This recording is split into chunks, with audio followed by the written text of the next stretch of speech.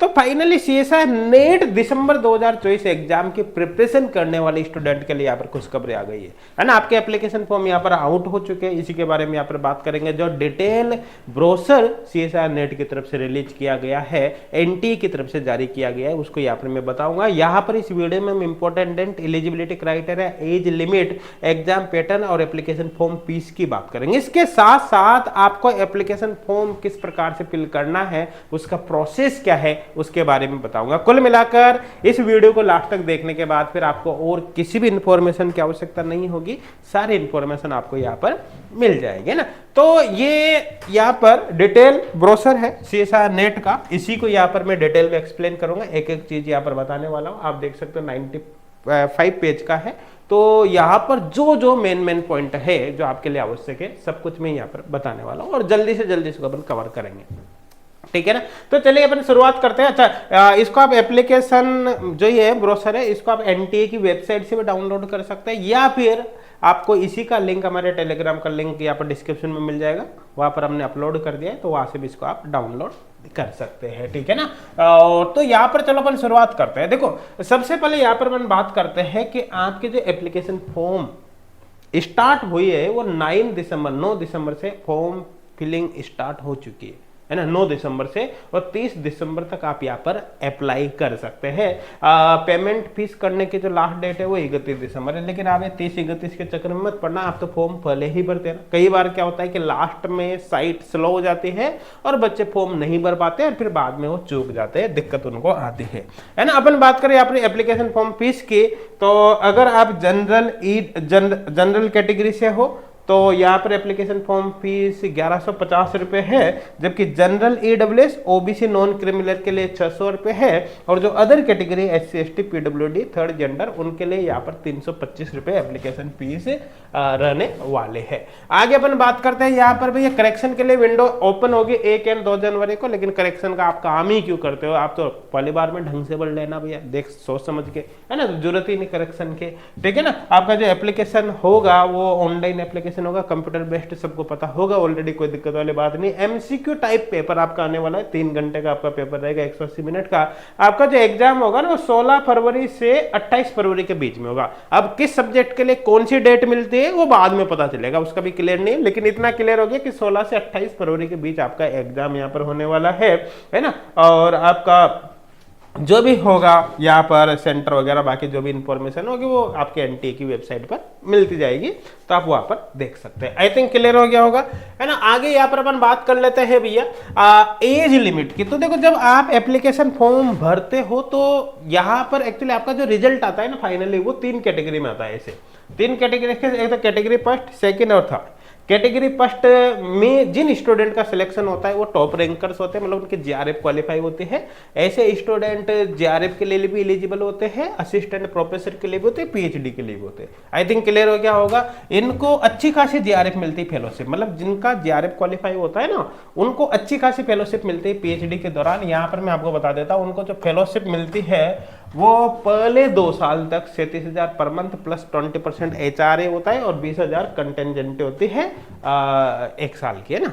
और इसी तरह से लास्ट 3 साल तक जो आपको फेलोशिप मिलते हैं ना 42,000 पर मंथ मिलते हैं, और वही लगभग 20% के आसपास HRA पड़ जाता है, और यहाँ पर भी वो कंटेंजेंट अमाउंट पर ईयर 20,000 मिलती है। अगर आप इस फेलोशिप को टोटल जोड़ोगे ना JRF प्लस SRF की, तो ये आपकी जो फेलोशिप जाती है ना JRF क्वालिफाई करके जब पीएचडी करते हो तो लगभग 30 लाख के अप्रोक्सीमेट जाती है फेलोशिप। इतनी सारी फेलोशिप आपको मिलती है JRF क्वालिफाई करने के बाद। तो सीधी सीधी बात है भैया, आपका जो पूरा फोकस होना चाहिए वो होना चाहिए कि JRF क्वालिफाई आप करो, ठीक है ना।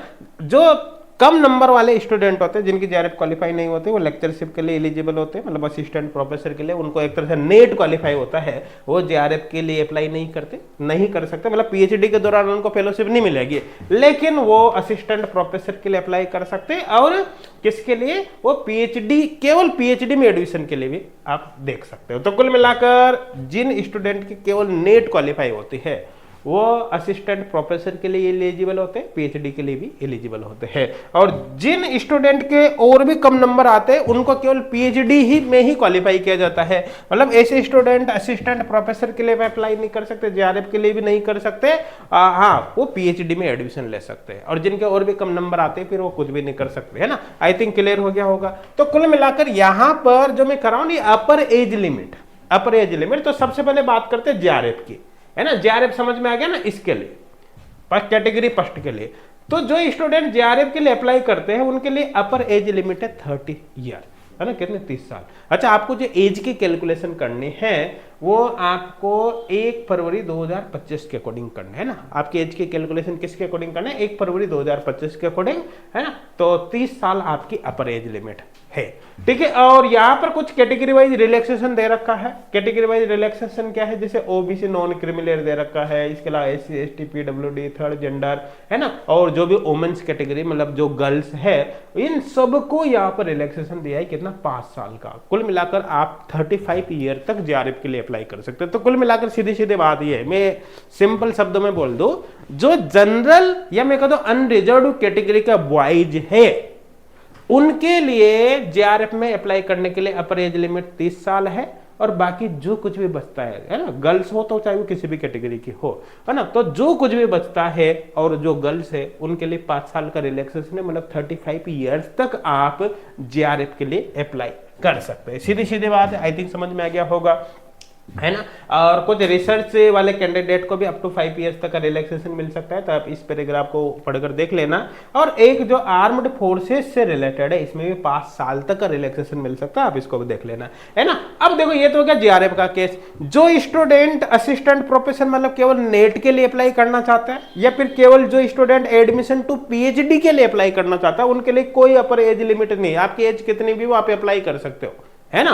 ये एज लिमिट केवल और केवल किसके लिए है, जेआरएफ में अप्लाई करने के लिए। आई थिंक क्लियर हो गया होगा, ये सिनेरियो भी अच्छी तरह से समझ में आ गया होगा, ठीक है ना। अब बात करते हैं एलिजिबिलिटी क्राइटेरिया की। तो सीधी सीधी बात है भैया कि आपको इसमें अप्लाई करने के लिए मास्टर डिग्री चाहिए, मतलब एमएससी चाहिए, है ना।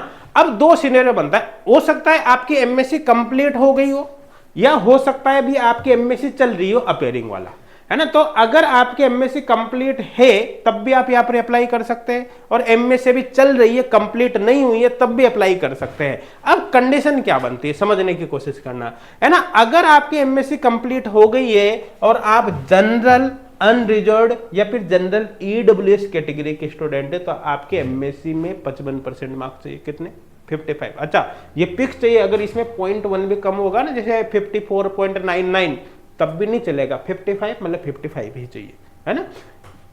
आई थिंक क्लियर हो गया होगा। लेकिन अगर आप इनके अलावा बाकी जैसे जनरल अनरिजर्व्ड और जनरल ईडब्ल्यूएस के अलावा बाकी कैटेगरी से बिलोंग करते हैं, है ना, बाकी कैटेगरी जैसे ओबीसी नॉन क्रिमिनल हो गया, एससी एसटी वगैरह हो गया, है ना, पीडब्ल्यूडी एटसेट्रा थर्ड जेंडर वगैरह, तो ऐसे केस में फिर एमएससी में आपके मिनिमम 50% चाहिए ना। 50% मतलब 50%, 0.01 भी कम नहीं चलेगा ना, 50 मतलब 50। आई थिंक क्लियर हो गया होगा, इससे कम नहीं होना चाहिए, ठीक है। अब यहां पर एक केस बता रखा है, अगर मान लो आपकी एमएससी भी कंप्लीट नहीं हुई है, आपकी अपेयरिंग चल रही है तब भी आप अप्लाई कर सकते हैं, एमएससी चल रही है तब भी अप्लाई कर सकते हैं। बस कंडीशन क्या है कि जिस दिन नेट का रिजल्ट आएगा, ध्यान देना क्या बोला, जिस दिन नेट का रिजल्ट आएगा उससे आगामी 2 साल के अंदर अंदर आपको फिर एमएससी कंप्लीट करनी है। और एमएससी में आपके कम से कम इसके अकॉर्डिंग परसेंट बनना चाहिए, मतलब जनरल वगैरह के लिए 55 और बाकी के लिए 50%। अगर मान लो आपके एमएससी में कम परसेंट रह गए, इतनी नहीं बन पाई, तो फिर आपको डिस्क्वालीफाई कर दिया जाएगा। आई थिंक क्लियर हो गया होगा। तो अपेयरिंग वाले स्टूडेंट के लिए क्या है कि रिजल्ट से 2 साल के अंदर अंदर एमएससी कंप्लीट होनी चाहिए, तो कोई दिक्कत नहीं है। अगर एमएससी कंप्लीट नहीं तो ऐसे भी गए काम से, परसेंटेज कम रह गए तब भी गए काम से, है ना। तो इस बात का ध्यान रखना है। और एमएससी कंप्लीट है तो आप अप्लाई यहाँ पर इसके अकॉर्डिंग कर सकते हैं। आई थिंक समझ में अब आपके आ गया होगा। क्लियर है भाई, समझ में आ रहा है ना। मेरे हिसाब से कोई डाउट नहीं होगा, अच्छी तरह से आपके यहाँ पर क्लियर हो गया होगा। अच्छा, जो स्टूडेंट केवल एडमिशन टू पीएचडी के लिए क्वालिफाई होते हैं, मतलब बताया कैटेगरी 3 कैटेगरी बताए थे ना, है ना, तो जिनको केवल एडमिशन टू पीएचडी के लिए क्वालिफाई होते हैं और मान लो अपेयरिंग वाले स्टूडेंट है, तो भैया आपको 1 साल के अंदर अंदर ही एमएससी कंप्लीट करनी है है ना। बाकी को तो मैंने बताया ना 2 साल के अंदर अंदर कर सकता है पेयरिंग वाले, लेकिन अगर पीएचडी में एडमिशन के लिए आप क्वालिफाई होते हो तो फिर आपको 1 साल के अंदर अंदर ही एमएससी कंप्लीट करनी है, अदरवाइज पीएचडी में एडमिशन नहीं ले पाओगे। अब बात करते हैं आपके एग्जाम के बारे में, है ना। तो जो आपका एग्जामिनेशन पैटर्न है, देखो आपका कंप्यूटर बेस्ड ऑनलाइन पेपर होगा, सब जानते हो क्या ही मैं आपको बताऊं, ऑब्जेक्टिव टाइप का पेपर होने वाला है।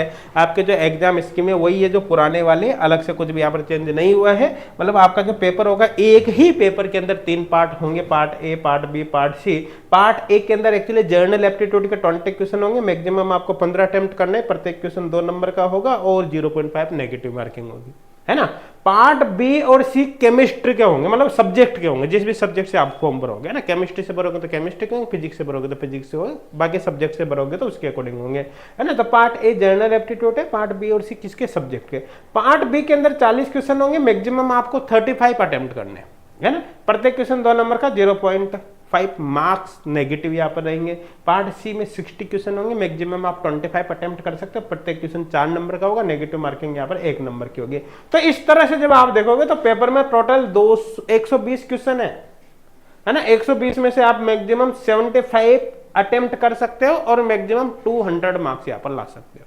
ये सीधी सीधी बात है। और नेट का पेपर देखो टफ आता है, आपको पता है।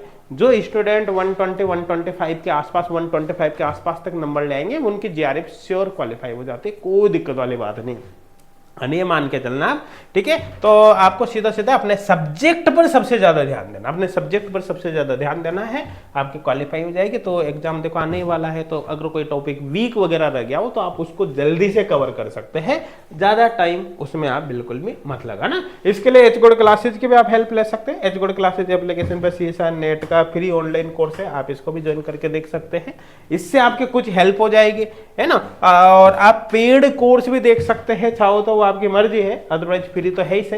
पेड कोर्स में यहाँ पर इस तरह से 1 month, 3 month, 6 month, 1 year, 2 year के प्लान्स अलग अलग है। आप अपने रिक्वायरमेंट के अनुसार यहाँ पर देख सकते हैं कितने समय के लिए आप चाहिए, या फिर आपको चाहिए कि केवल हमको तो दिसंबर एग्जाम तक ही चाहिए, बाकी से कोई मतलब नहीं, तो उसके अकॉर्डिंग भी आपको कोर्स मिल जाएगा, है ना, जिसमें टेस्ट सीरीज वगैरह बाकी सारी चीजें अवेलेबल है। तो आप देख सकते हैं ये सारी चीजें आपको एचगोड क्लासेज एप्लीकेशन पर मिल जाएगी। आप एप्लीकेशन डाउनलोड कर लेना, एप्लीकेशन पर ही आपको फ्री कोर्स भी मिलेगा और बाकी चीजें भी आपको वहीं पर मिल जाएगी। क्लियर है भैया। तो चलते अब आगे अपन एडवर्टाइजमेंट पे, ये सारी चीजें आपकी समझ में यहाँ पर आई गई होगी। अच्छा एक बात बता देता हूँ, ये जो कोर्सेज है ना एचगोड क्लासेज पे, ये स्पेशली केमिस्ट्री के भी है, बाकी सब्जेक्ट के नहीं है ना, इस बात का आपको ध्यान रखना है, ठीक है। अब यहाँ पर अपन चलते हैं कि मीडियम, आपका जो पेपर होगा बाइलिंगुअल होगा, मतलब क्वेश्चन एक बार हिंदी में और एक बार इंग्लिश में लिखा रहेगा, और फॉर्म भरते समय आपको कोड काम आएंगे, एप्लीकेशन फॉर्म भरते तो आप अपने सब्जेक्ट के अकॉर्डिंग यहाँ पर कोड देख लेना।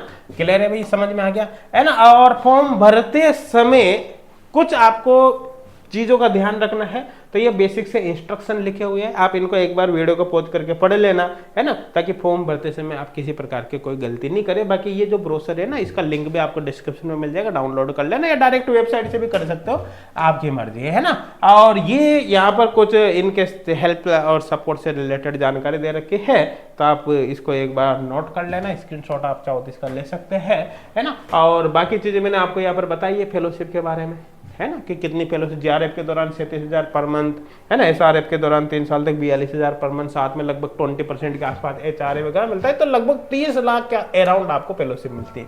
एप्लीकेशन फॉर्म भरने के लिए वही एनटीए की वेबसाइट पर आपको जाने, एनटीए की वेबसाइट खोलोगे तो आपको ऊपर ही यहाँ पर लिंक मिल जाएगा, इस पर जब आप क्लिक करोगे तो इस पेज पर यहाँ पर आ जाओगे भैया, है ना। इस पेज पर आप यहाँ पर जब फॉर्म भरोगे तो 3 स्टेप्स के अंदर आपको फॉर्म भरना है। देखो पहले स्टेप में आपको क्या है कि रजिस्ट्रेशन करना है ना, ये न्यू पहले स्टेप में आपको क्या होता है रजिस्ट्रेशन करना। रजिस्ट्रेशन जब एक बार हो जाएगा तो आपको जो एप्लीकेशन नंबर वगैरह मिलेगा उसके थ्रू आपको लॉगिन करके कंप्लीट फॉर्म को भरना है, और जब कंप्लीट फॉर्म भर जाएगा तो लास्ट में आपको पेमेंट करना है। ये 3 स्टेप्स के अंदर आपका फॉर्म कंप्लीट होगा। तो जो न्यू यूजर है पहली बार फॉर्म भरेगा उसको यहाँ पर न्यू कैंडिडेट रजिस्टर हियर पर यहाँ पर क्लिक करना है ना। और जब आप एक बार यहाँ पर क्लिक करके पहला स्टेप जब कंप्लीट कर लोगे ना, उसके बाद में फिर आपको यहाँ पर अपना एप्लीकेशन फॉर्म वगैरह बाकी डिटेल वगैरह भर के यहाँ पर लॉगिन कर लेना है। लॉगिन करने के बाद पूरा एप्लीकेशन फॉर्म भरने का प्रोसेस खुल जाएगा। फॉर्म भरने के बाद लास्ट में फिर पेमेंट का ऑप्शन यहाँ पर आपको देखने को मिलेगा। फिर भी अगर किसी भी प्रकार की कोई दिक्कत आती है तो आप एचगोड क्लासेज पर जरूर संपर्क करिए, है ना। हम कोशिश करेंगे आपकी पूरी हेल्प करने की। Thank you.